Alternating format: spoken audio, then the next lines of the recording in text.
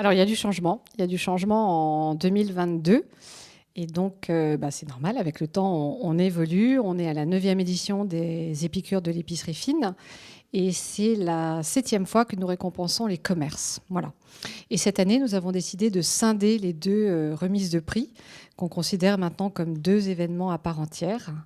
Et donc, les catégories commerce et e-commerce, pour la première fois, on remettra ces prix à l'occasion d'un dîner qui aura lieu le dimanche soir, donc la veille, le dimanche 19, à l'hôtel Poulpry, qui est la maison des polytechniciens.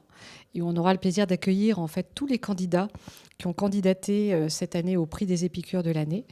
Alors d'abord pour deux raisons, parce qu'on voulait les remercier.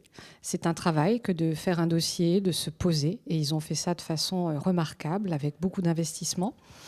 Et parce qu'ils sont de plus en plus nombreux également. Cette année, on a, on a une 60aine de dossiers, ce qui est beaucoup. Et puis enfin, on sait que ces épiciers fins, ces commerçants ont besoin d'échanger entre eux. Et on voulait vraiment les remercier et continuer de valoriser cette profession qui ne cesse de se réinventer.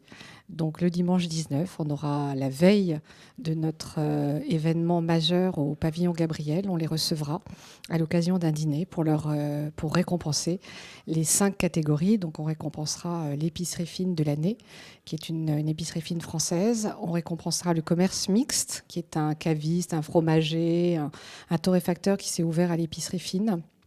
On récompensera l'épicerie fine étrangère, qui vient représenter une gastronomie étrangère en France. On récompensera le concept. Là, on est sur un commerce qui est voué à se développer, à se dupliquer en franchise, en propre ou en réseau. Et on récompensera le site marchand en e-commerce.